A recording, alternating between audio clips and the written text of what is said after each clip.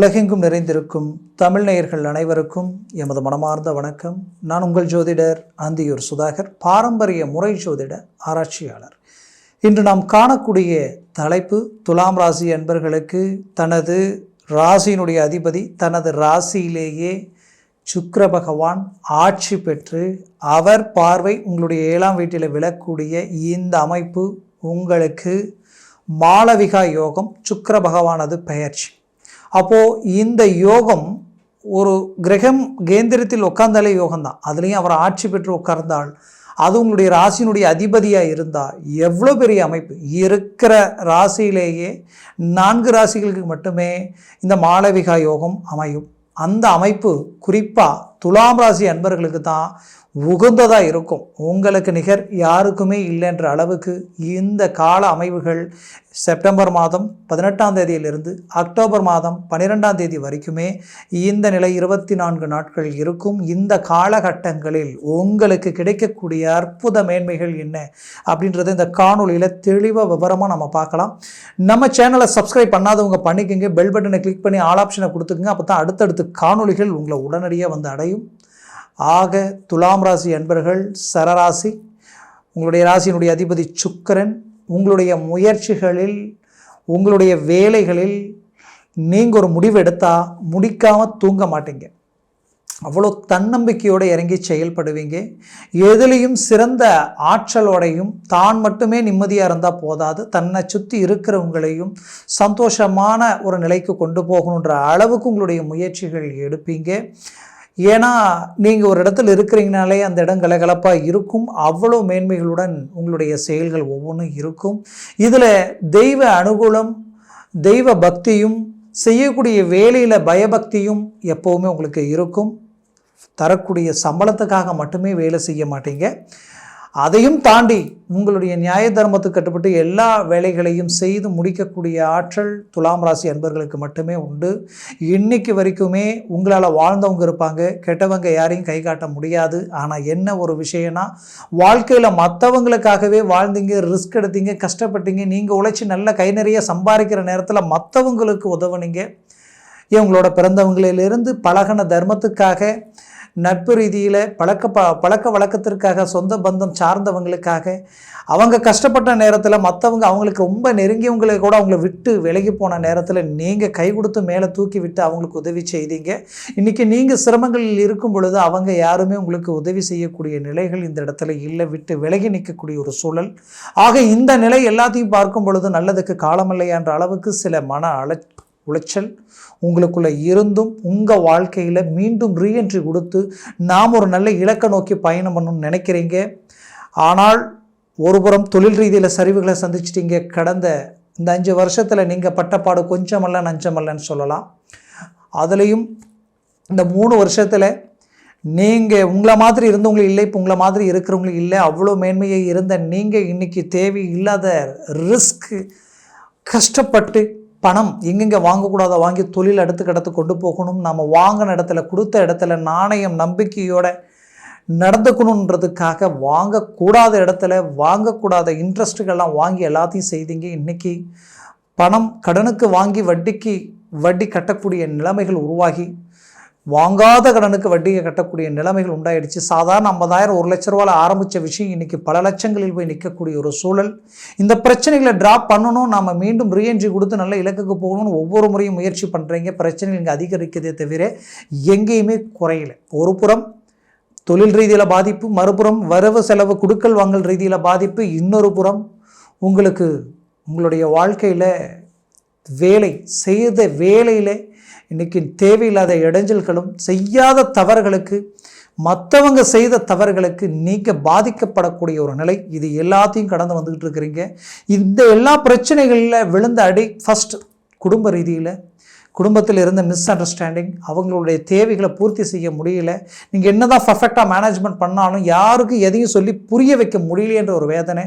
குறிப்பாக துலாம் ராசி அன்பர்களுக்கு தன்னுடைய லைஃப் பார்ட்னர் சார்ந்து, அதாவது மணமகளும் சரி மணமகனும் சரி, அதாவது கணவனுக்கு மனைவி சார்ந்த ரீதியிலையும் மனைவிக்கு கணவன் சார்ந்த ரீதியிலையும் அவங்களுடைய சைடில் இருக்கிறவங்களும் சரி, எந்த விதத்திலையுமே ஒரு மேன்மைகள் உங்களுக்கு கொடுக்கலன்றது தான் இங்கே பிரச்சனை.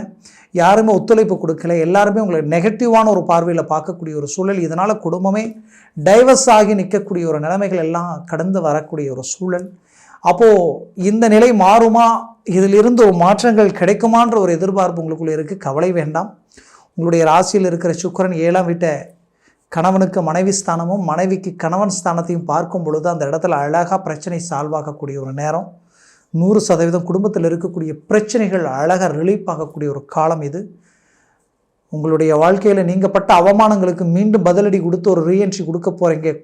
வேலையிலையும் சரி, தொழிலையும் சரி, டாப் பொசிஷனில் நிற்க போகிறீங்க. நீங்கள் யார் அப்படின்ற உங்களுடைய வேல்யூவை காட்ட போகிறீங்க. உங்களுக்குன்ற ஒரு தனி இலக்கை உருவாக்க போகிறீங்க. அது தொழில் ரீதியில் ஒரு அங்கீகாரமாக இருக்கும். வேலையில் ஒரு ப்ரமோஷன் சார்ந்தும் உங்களுக்கு அடுத்தடுத்து பதவி உயர்வுகளும் உண்டாகக்கூடிய ஒரு தருணமாக இருக்கும். குறிப்பாக துலாம் ராசி அன்பர்களுக்கு சிலருக்கு செய்த வேலையில் இன்னும் 3 மாதம் 1 மாதம் 10 நாளில் உங்களுக்கு வேலையினுடைய கால அமைவுகள் முடியுது. நீங்கள் சடனாக போய் வேறு இடத்துல வேலை பார்த்துக்குங்கன்ற ஒரு நிலைமையெல்லாம் இருந்திருக்கும். அதற்குரிய சில இன்டர்வியூவும் அட்டன் பண்ணியிருப்பீங்க. பட் எதுலேயுமே எங்கேயுமே ஒரு சரியான பதில் இல்லையேன்ற ஒரு குழப்பம். அந்த குழப்பத்திற்கு ஒரு தீர்வுகள் கிடைக்க போகுது. உங்கள் வாழ்க்கையில் மீண்டும் ஒரு வளர்ச்சியை நீங்கள் அடைய போகிறீங்க. அழகாக சக்ஸஸ்ஃபுல்லாக நீங்கள் சந்திக்கிறீங்க. 100% இது நடக்கும். அதில் எந்த மாற்றமும் இல்லை. தன்னம்பிக்கையோடு மூவ் பண்ணுங்க. வேலை கிடைச்சிடுச்சின்னு நினச்சிக்கிங்க.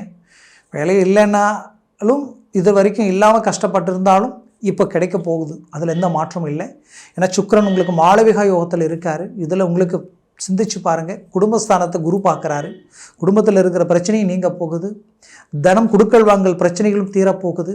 குறிப்பாக வேலை சார்ந்த ரீதியில் இருக்கக்கூடிய சிக்கல்கள் அழகாக ரிலீஃப் ஆக போகுது.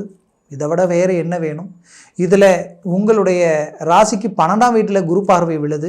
வெளிநாடு போகக்கூடிய முயற்சிகள் தடைப்பட்டு இருந்தால் இப்போ அது நடக்கும். தொலைத்தொடர்பு 7ஆம் வீடு ப்ளஸ் 3ஆம் வீடு.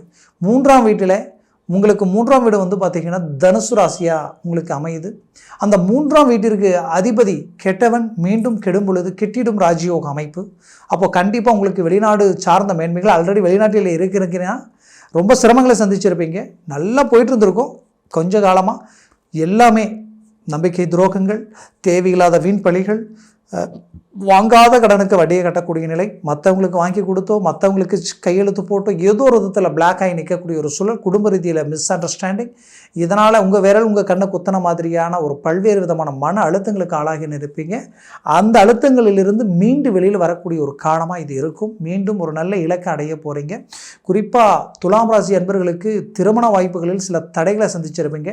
பிடிச்ச வாழ்க்கை நெருங்கி வந்து விலகி போயிட்டுருக்கும். இதுதான் பொண்ணு, இதுதான் மாப்பிள்ளைன்ற அளவுக்கு ஒரு சக்ஸஸ்ஃபுல்லான ஒரு நிலையை நெருங்கி காரணமே இல்லாத டிராப்பை சந்திச்சிருப்பீங்க. உண்மையை சொல்லணும்னா என்ன நடந்ததுன்னு இன்றைக்கி வரைக்கும் தெரியல. ஆனால் ஏதோ ஒன்று நடந்திருக்கு. அதனால் இவ்வளோ பிரச்சனைகளையும் சந்திச்சுக்கிட்டு இருக்கிறீங்க. அந்த பிரச்சனைலேருந்து மீண்டு வெளியில் வந்து ஒரு நல்ல லைஃப் ஸ்டைலை அமையக்கூடிய அளவுக்கு ஒரு திருமண மேன்மைகள் கூட போகுது. குடும்ப விருத்தி அமைய போகுது. ஏன்னா 8ஆம் வீட்டில் இருக்கிற குரு குடும்ப வீட்டை பார்க்குறார், உங்களுடைய 2ஆம் வீட்டை. அப்போ 100% குடும்ப விருத்தியாக போகுது. நல்ல மேன்மைகள் கிடைக்க போகுது. மூவ் பண்ணுங்கள். அதுலேயும் உங்களுக்கு ஆல்ரெடி கல்யாணம் ஆகி டைவர்ஸ் ஆகிடுச்சிங்க, மறுமணத்திற்கு ஏதாவது வழி இருக்கா? ஏன்னா வாழ்க்கையில் ரொம்ப கஷ்டப்பட்டுட்டேன், வீண் பழிகளை சுமந்துட்டேன், மற்றவங்க செய்த தப்புகளுக்கு நான் தண்டனை அனுபவிச்சிட்டேன். கல்யாணம் ஆகி ஜஸ்ட் 3 மாதத்துலேயே இன்னொருத்தருடைய நட்பு ரீதியில் இருந்த லைஃப் பார்ட்னர் இன்றைக்கி என்னை விட்டு விலகி போகக்கூடிய ஒரு சூழல். இன்றைக்கி நான் நிர்கதியாக நிற்கக்கூடிய நிலைமைக்கு ஆளாயிட்டேன் அப்படின்னு நினச்சி டைவர்ஸ் வரைக்கும் முடிஞ்சு இன்றைக்கி அடுத்த வாழ்க்கைக்குரிய ஒரு வழி பிறக்குமா? அப்படி மீண்டும் ஒரு வாய்ப்பு கிடைச்சா என் வாழ்க்கையை நான் மீண்டும் அழகாக அற்புதமாக அமைச்சு காட்டுவேன்ற எண்ணத்தோடு இருக்கக்கூடிய உங்களுக்கு கண்டிப்பாக கிடைக்கும். அதற்குரிய மேன்மைகளும் உங்களுக்கு உண்டாகும். மூவ் பண்ணுங்க. சக்ஸஸ்ஃபுல் உங்களுக்கு 100% இருக்குது. திருமணமாகி உங்களுக்கு ரொம்ப நாளாக புத்திரவாகியம் இல்லை.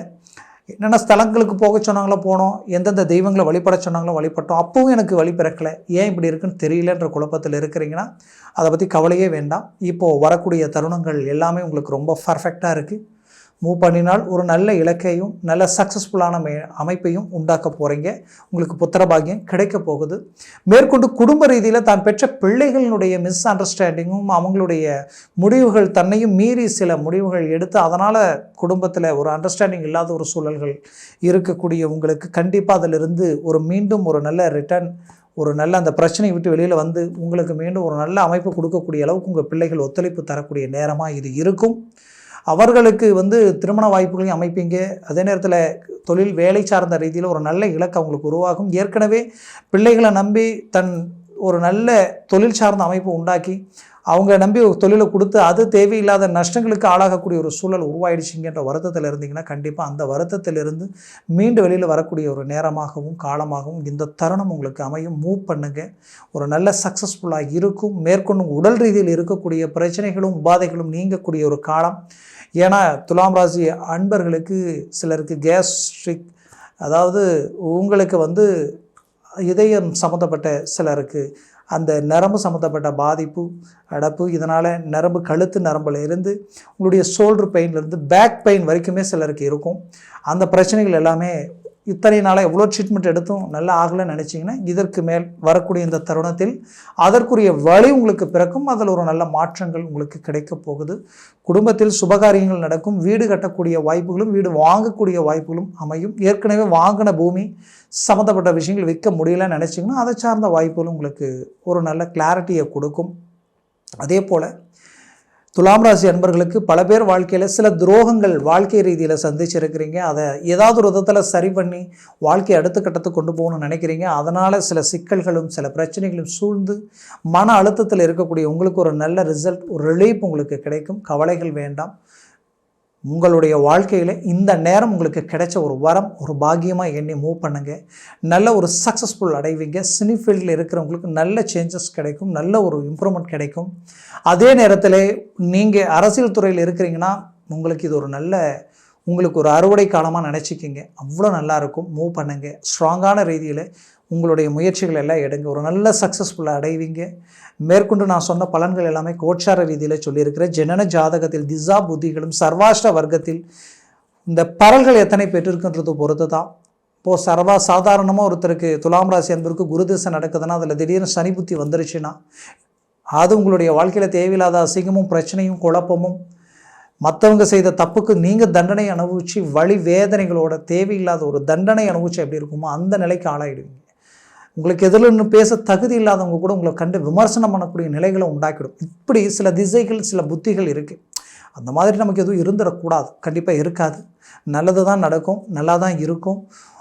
ஏன்னா இங்கே என்ன விதைக்கிறோமோ அதுதான் முளைக்க போகுது. நீங்கள் நல்லதையே எண்ணி வாழ்ந்த உங்களுக்கு வரக்கூடிய காலங்களில் நல்லது நடக்க போகுது. அதனால் உங்கள் ஜாதகத்தை பார்த்து எந்த ஒரு முடிவு எடுங்க. அது நல்லது. பார்க்கணும்னு நினச்சிங்கன்னா கீழே இருக்கக்கூடிய கான்டாக்ட் நம்பருக்கு கால் பண்ணி முன்பதிவு செய்து வாட்ஸ்அப் மூலமாக உங்கள் ஜனன ஜாதகத்தை அனுப்பி தெளிவாக விவரமாக கேட்டு தெரிஞ்சுக்கிங்க. அதை சார்ந்த முயற்சிகள் எடுங்க. அது 100% சக்ஸஸ் உங்களுக்கு உண்டாக்கும். ஆக துலாம் ராசி அன்பர்களின் வாழ்க்கை வளமாக அமைந்திட மனமார்ந்த வாழ்த்துக்கள். நன்றி, வணக்கம். மீண்டும் சந்திக்கலாம்.